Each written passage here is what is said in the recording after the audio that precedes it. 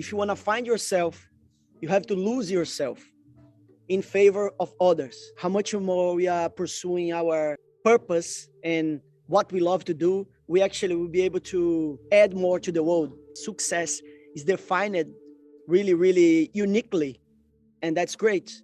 As I have the privilege to work with people for many years now, there is always this question that I get from clients and from persons that goes to the events. They're like, I'm trying to figure out what's my thing.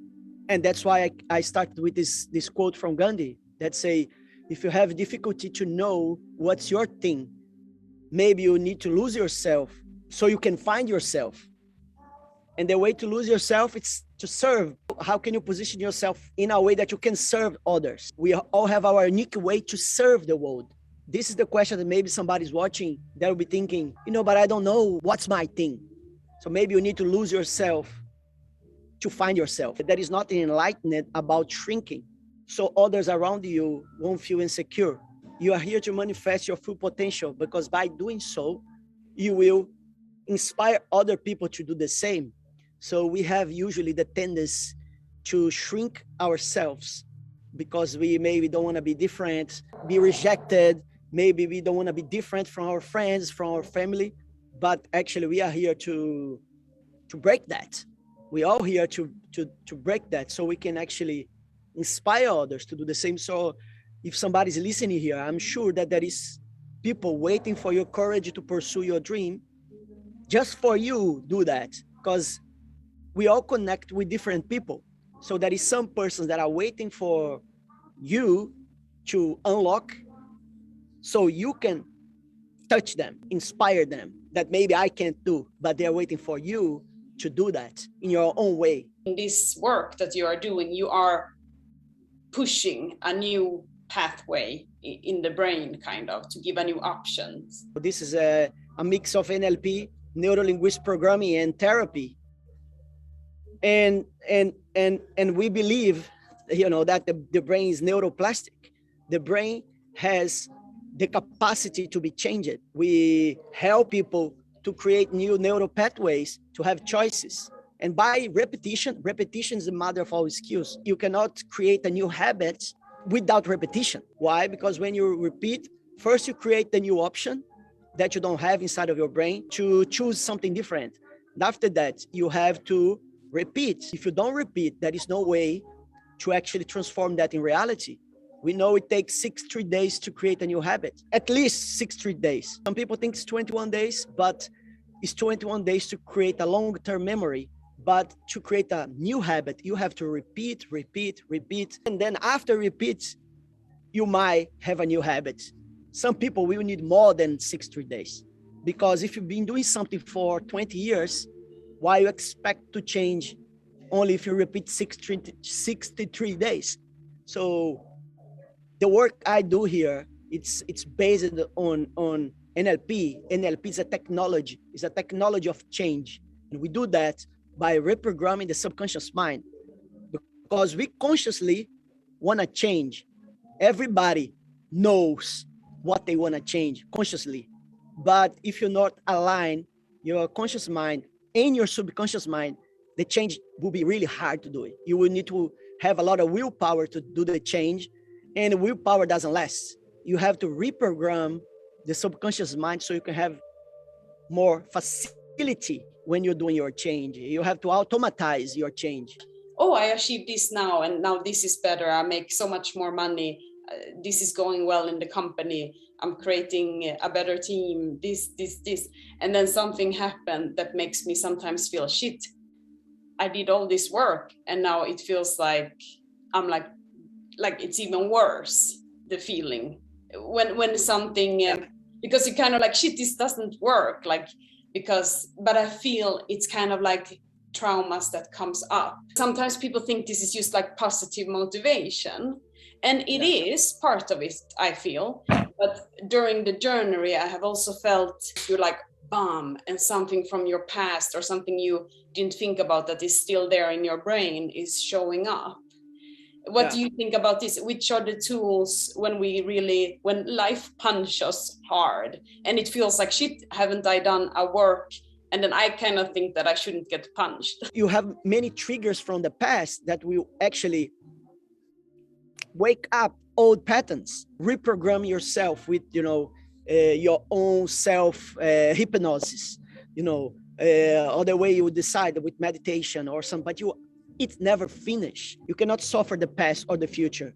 What you're suffering, it's a memory or an imagination. If you are thinking you're suffering the past, let's say related to a trauma, you're not suffering that. You're actually suffering a memory.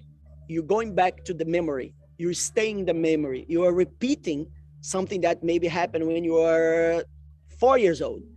And when you go there and you stay there, you triggers back all the emotions, triggers back all the feelings. And when that happens, of course, you are linked to a trauma, and that trauma will naturally liberate chemicals in your body from the past, behaviors from the past, thoughts from the past. You stay on the past, but you're actually giving food to a memory. That's not true. It's the memory. It's telling you, and it seems that's true, but that's not true. The same thing when people suffer from future. People that has anxiety, they suffer the future, but the future is not true. They're suffering imagination. They're suffering, oh, I'm seeing this thing, but it's not happening. This happen a lot when we lose contact with the present moment, when we start to see, okay, what actually is really happening? I'm living a memory or I'm living an imagination. And all this only comes with a lot of practice. That's why this is not, only motivation. This is training. This is lifting weights, this is making narrow pathways stronger, automatize the neural pathway. So, the idea is to automatize the neural pathway so you don't actually need to think, but it's so automatized in a positive way that your default mode is already positive. And that's why this that you just said happened, that maybe your life is going great and you think everything's developing, but then come a day that maybe you don't take care of your thoughts, that maybe you don't take care of your emotions, and then suddenly something triggers you back, and then you go back, and then you give all the attention to something that really was strong for you. Why? Because emotions are the glue that cause memory to stick. So a trauma, it's something that had a lot of emotions involved. So it's something that your memory register really, really well to protect you. But many times we go there and it's not necessary. And then when this happens, you start feeling all that again, and that affects your present moment. That will make you not do the work you should do. That maybe will make you feel sad or fight with somebody or be afraid, be scary to take the next step. We need to train our brain. We need to practice. And what would you say to those who don't have the opportunity to have a coach or a therapist or theracoach, as you put your title on? Because I feel it's very hard to identify that this was a trigger. What was the trigger? Now I didn't felt anything. I didn't felt any bad feelings, or I didn't have any. I know because I have the privilege to work with you, and you can kind of spot, but when you got that phone call, then you kind of reacted like this, and I think this took you back to that situation. But a person who don't have a coach who can identify, how can we do that by ourselves? Few people can do by themselves, few people. Some people can. They need to be really autodidactic. So one example is like if you are a person that, has the tendency to learn things by yourself. Some people learn guitar by themselves. Some people train by themselves. Some people learn box alone. Some people learn programming alone. These people may have the tendency to learn by themselves, but most of the people, they don't have that.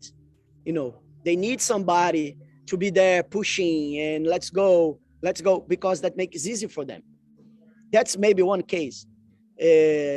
But usually you need somebody that has the knowledge. Yeah, I always say the work I do is to help my clients to go in places inside of them that they cannot go alone yet.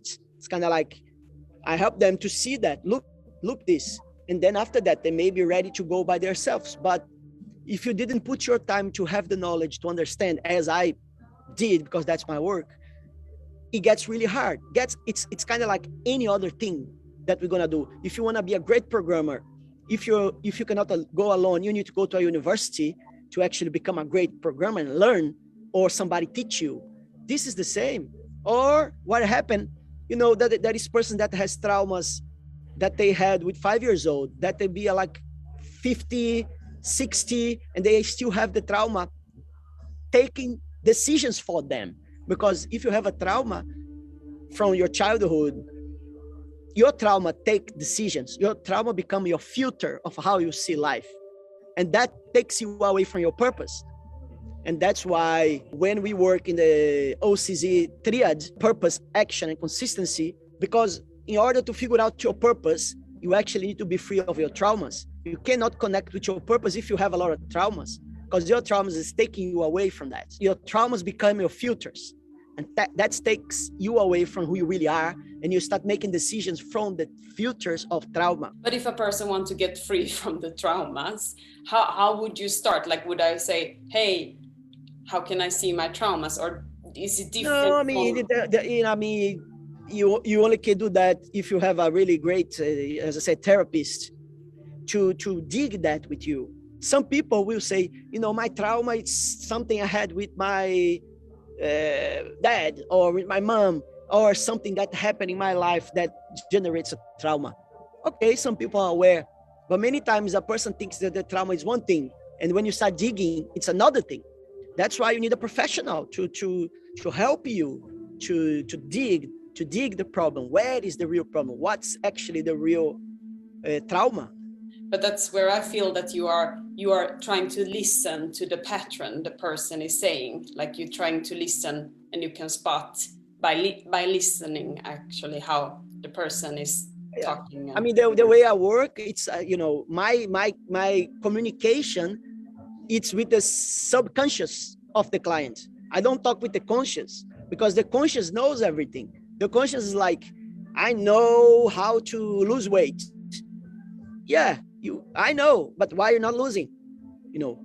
I know how to be fulfilled, and I know how to achieve that. I know how to be successful. I just need to read a book per day. I just need to, adjust my company, organize. Yes, but why are you not doing it? So that is a mismatch between conscious mind and subconscious mind.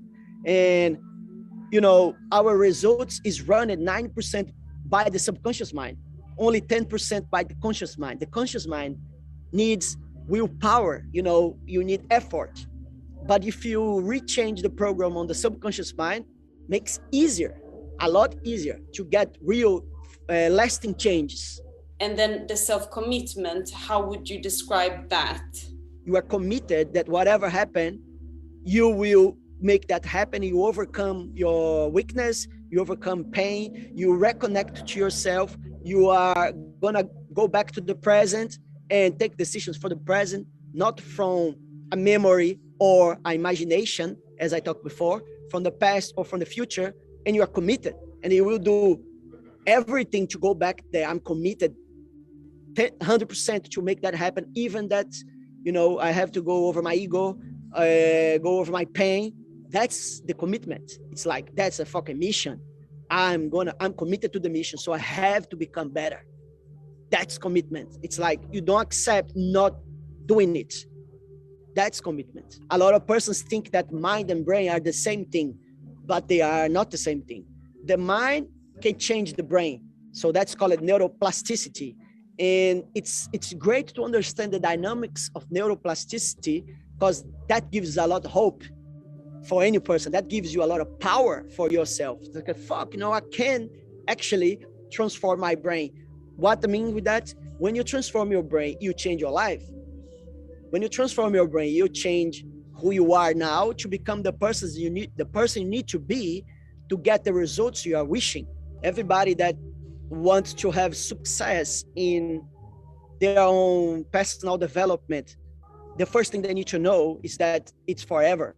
It never finishes. It's every day, all the time.